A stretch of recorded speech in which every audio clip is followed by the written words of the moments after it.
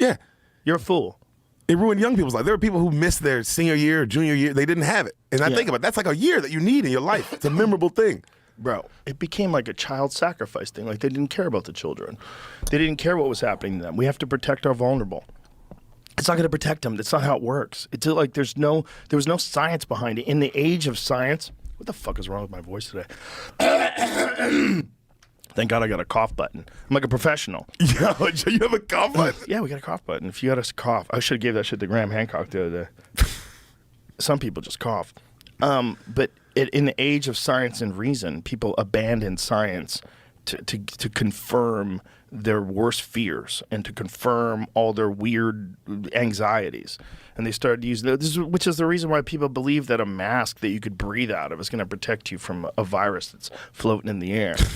Or that you're going to stop a respiratory virus by just keeping children out of school. Like, shut the fuck up. Like, shut the fuck up with all this. Yeah. Or that all of a sudden the pharmaceutical drug companies should be trusted. Like, shut the fuck up. You guys, you're not being reasonable. You're acting like pussies. And I'm not saying you're acting like pussies because COVID wasn't dangerous. Of course it was dangerous. I'm saying you're acting like pussies and you're not willing to look at the truth because you're scared that it's going to go against this thing that you have in your head that's a narrative that you've been sticking to this whole time. Yes. People don't like to people just don't like to be like, oh man, I was wrong about that. Yeah. It's okay. You're not a bad person to be like, man, COVID came and I kind of freaked, I kind of went too far. You know when it's when it gets them is when they get vaccine injured. Chris Cuomo just came out and said he's got a vaccine injury.